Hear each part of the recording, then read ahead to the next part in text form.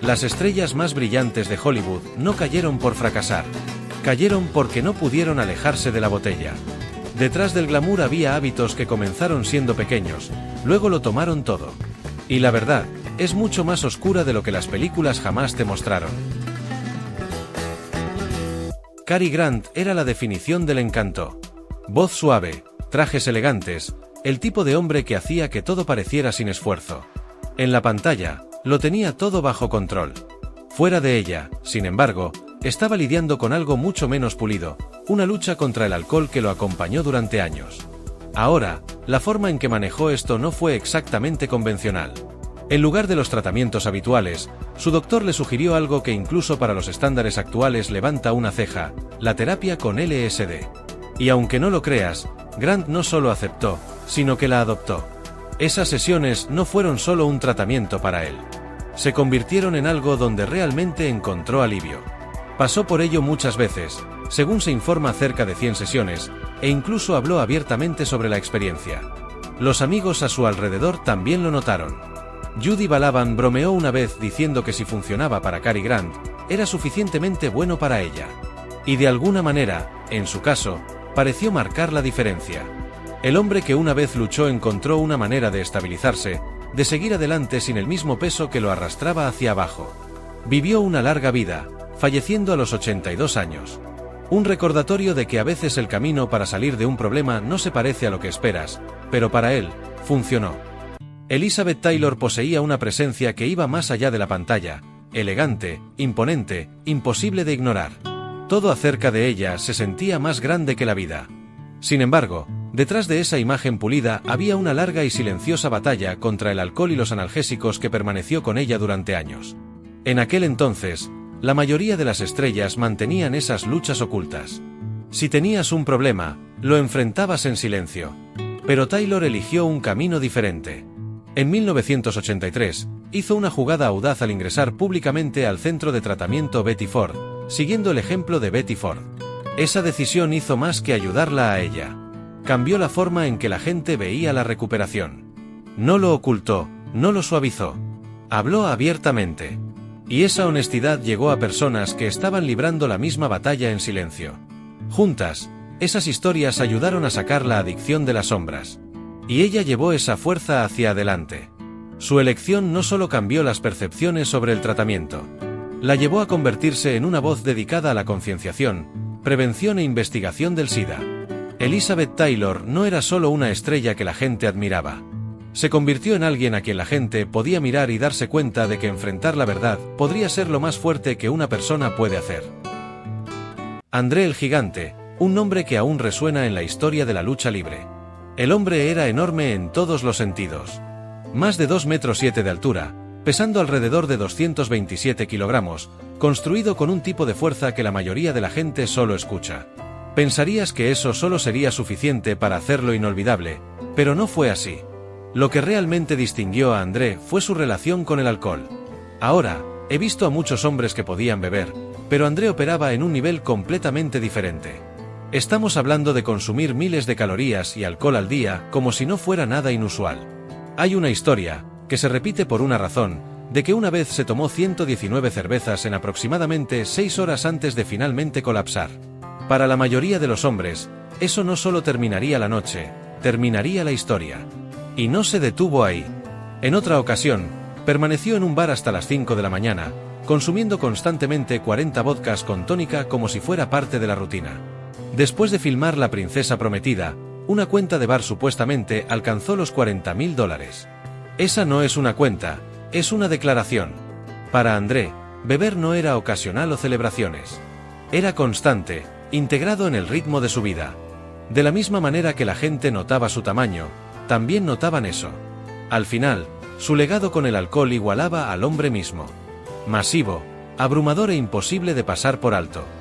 Carrie Fisher era conocida por el mundo como la princesa Leia. Fuerte, intrépida, inolvidable. El look icónico, la actitud aguda, todo se convirtió en parte de la leyenda de Hollywood. Pero más allá de la pantalla, ella era algo completamente diferente, honesta de una manera que pocas estrellas se atrevían a ser. Carrie no ocultó sus luchas. Habló de ellas abiertamente. En su memoria, Bebiendo con esperanza, lo expuso todo. Su batalla contra la adicción, los altibajos, las partes que la mayoría de la gente preferiría mantener en silencio. Y no lo endulzó tampoco. Una vez dijo que la felicidad no era algo que simplemente se mantiene todo el día, todos los días. Que esperar comodidad constante, estabilidad constante. Bueno, ahí es donde comienzan los problemas. Porque cuando persigues esa sensación con demasiada fuerza, comienzas a buscar cosas que te la prometen rápidamente. Y el alcohol siempre está esperando para hacer esa promesa. Ahora, he escuchado a mucha gente explicar sus hábitos. Pero Cari tenía una manera de ir directo al grano. Sin excusas, solo la verdad. El tipo de verdad que te hace detenerte y pensar por un segundo. Su vida no fue sencilla. Y ella nunca pretendió que lo fuera. Entendió algo que mucha gente aprende demasiado tarde. Que la necesidad de sentirse bien todo el tiempo puede convertirse silenciosamente en algo mucho más difícil de controlar. Carrie Fisher no solo interpretó a un personaje fuerte. A su manera, mostró lo que significa enfrentar tus luchas de frente y hablar de ellas sin esconderte. Albert Finney era un carismático actor inglés cuya energía en la pantalla igualaba una vida salvaje fuera de ella. Y esa vida incluía beber en gran cantidad, por su propia admisión, mucho. Una vez lo dijo claramente. Solía beber mucho y quería decir mucho. Salir a la hora del almuerzo y tomarse 3 o 4 pintas no era inusual para él. En ese momento, se sentía normal, incluso agradable. Pero mirando hacia atrás, solo podía negar con la cabeza y preguntarse cómo logró seguir así. En 1984, todo cambió. Un diagnóstico de cáncer de riñón lo obligó a detenerse y enfrentar no solo su salud, sino su estilo de vida. Y ese momento se convirtió en un punto de inflexión. Finney no solo luchó contra la enfermedad, la superó. Y en el proceso, también dejó atrás la bebida. No mucha gente sale del otro lado de ambas. Su carrera continuó fuerte durante décadas después de eso, durando hasta 2012, una clara señal de que el talento nunca se fue, y tampoco la disciplina que encontró más tarde en la vida. Albert Finney falleció en 2019 a la edad de 82 años. Una vida que comenzó rápido, pero demostró que se podía enderezar antes de que fuera demasiado tarde. Si admiras ese tipo de fuerza, décadas de disciplina y la capacidad de cambiar una vida, escribe 5 en los comentarios a continuación. Y no olvides suscribirte y activar las notificaciones para no perderte lo que viene. Leonard Nimoy era conocido por millones como el señor Spock. Tranquilo, lógico, siempre en control. En la pantalla, nada parecía afectarlo. Pero detrás de esa imagen serena, estaba lidiando con algo mucho menos controlado, el alcohol. Durante el rodaje de Star Trek, la presión de las largas horas y la fama repentina comenzaron a acumularse. Nimoy recurrió a la bebida como una forma de sobrellevarlo. Al principio, pudo haber parecido manejable, solo algo para quitar el estrés después de un día exigente.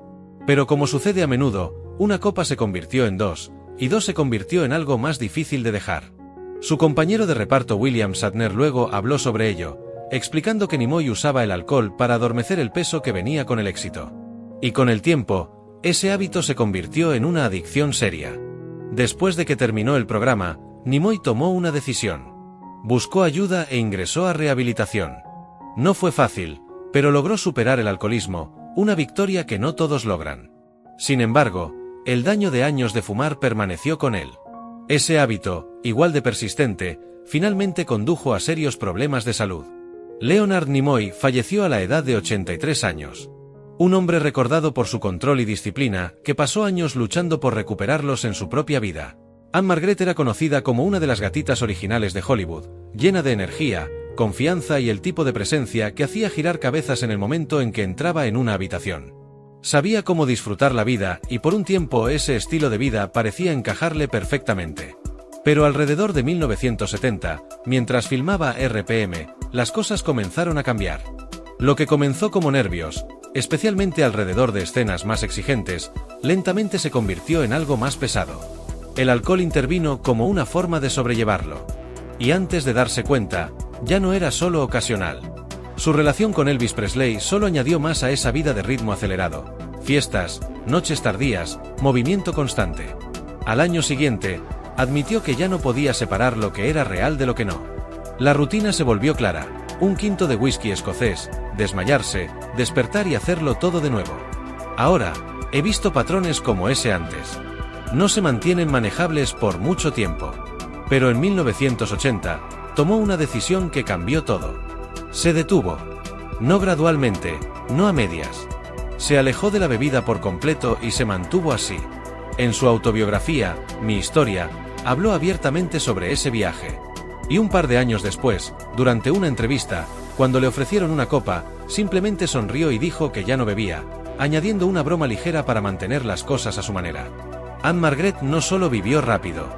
Demostró que podía reducir la velocidad, tomar el control y mantenerlo. Y eso no es algo que todo el mundo logre hacer. Robert Mitchum nunca fue tu típico protagonista. Había algo más oscuro en él. Callado, pensativo, el tipo de presencia que no necesitaba esforzarse demasiado. En la pantalla, ese filo lo hacía destacar. Fuera de ella, a menudo provenía de un lugar muy real. Mitchum tenía una conocida relación con el alcohol, y no se mantenía exactamente bajo control. Durante el rodaje de Su tipo de mujer, las cosas llegaron tan lejos que se involucró en una pelea real con especialistas. Sin actuación de por medio. En algún momento, olvidó que era una escena y lo trató como algo real. Y ese no fue un momento aislado. En otra película, no como un extraño, luego describió todo el set como sintiéndose más como una cervecería que como un lugar de trabajo. Beber comenzaba temprano en el día, y por la noche se convertía en fiestas completas. Para Mitchum, ese ambiente no ralentizaba las cosas, lo alentaba. Cuando estaba trabajando en El río sin retorno, su reputación ya era clara. El director Otto Preminger tomó una decisión bastante inusual. Permitió que alguien trajera vodka específicamente para Mitchum, pero se aseguró de que nadie más tuviera acceso a él. Eso te dice todo lo que necesitas saber sobre cómo se estaban manejando las cosas. Ahora, he visto algunos sets volverse un poco descontrolados a lo largo de los años, pero esto era algo más. Con Mitchum, el alcohol no era solo parte del ambiente. Era parte de cómo se movía a través de él. Llevó ese mismo filo impredecible tanto dentro como fuera de la pantalla. Y si bien eso se sumó a la leyenda, también hizo que todo a su alrededor fuera un poco más difícil de controlar. Joan Crawford encarnaba el poder del viejo Hollywood. Elegante, disciplinada y siempre en control de su imagen. Sabía cómo presentarse y, más importante, cómo mantener relevancia en una industria en constante cambio. Su matrimonio con alguien de PepsiCo amplificó aún más esa influencia, convirtiéndola en una embajadora oficial de la marca. Imagina esto, Joan viaja por el mundo en su capa de Pepsi, moviéndose de ciudad en ciudad con un aire de autoridad. Todo parece perfecto en la superficie, pero detrás de escena, otro hábito la sigue. En cada destino, tiene una lista muy específica esperándola. No una solicitud, sino una expectativa. Suficiente alcohol para llenar un bar. Vodka, bourbon, whisky escocés, ginebra, champán, todo previamente arreglado y, por supuesto, un caso de Pepsi para completar la imagen. He visto a muchas personas prepararse para una noche de fiesta, pero esto es algo completamente diferente. No era ocasional. Era una ocurrencia regular. Un sistema que siempre la acompañaba, al igual que su reputación. Crawford entendía la imagen mejor que la mayoría de las personas. El público veía su elegancia, su control, su marca. Pero lo que no siempre veían era cuánto estaba sucediendo justo fuera de ese marco. En Hollywood, la imagen lo es todo, y Joan Crawford sabía exactamente cómo mantener su imagen, incluso cuando la realidad detrás de ella era difícil de mantener. Larry Hagman era más conocido como J.R. Ewing en Dallas. Astuto, despiadado, siempre un paso adelante. En la pantalla, interpretaba a un hombre que controlaba todo a su alrededor. Fuera de la pantalla, el control era una historia diferente. Hagman estaba lidiando con una adicción seria al alcohol, y no era algo leve u ocasional. En su peor momento, su consumo alcanzó niveles que la mayoría de la gente ni siquiera creería, hasta 5 botellas de champán al día. No durante una semana, no durante un fin de semana, un día. Ahora, he visto a un hombre disfrutar de su bebida, pero esto era algo completamente diferente. Una vez admitió que durante el apogeo de Dallas, su rutina comenzaba temprano. Se presentaba a trabajar alrededor de las 6:30 de la mañana y para las 9, ya había abierto una botella de champán. La bebía constantemente durante la mañana como si fuera parte del trabajo. Y cuando eso se vuelve normal, sabes que las cosas han ido demasiado lejos. Con el tiempo, el daño comenzó a mostrarse. Años de consumo excesivo de alcohol llevaron a una enfermedad hepática en etapa terminal, lo suficientemente grave como para poner su vida en riesgo. En 1995, se sometió a un trasplante de hígado que duró 16 horas. 16 horas solo para reparar lo que años de alcohol habían hecho. Sobrevivió a eso. No muchos lo habrían logrado, pero el cuerpo lleva la cuenta. Incluso después del trasplante, los efectos a largo plazo no desaparecieron simplemente. En noviembre de 2012, Agman falleció debido a complicaciones de leucemia mieloide aguda. Era un hombre que interpretaba el poder mejor que la mayoría. Pero en la vida real, el alcohol demostró ser una fuerza que no negocia, y cuando se apodera a ese nivel, no da mucho a cambio.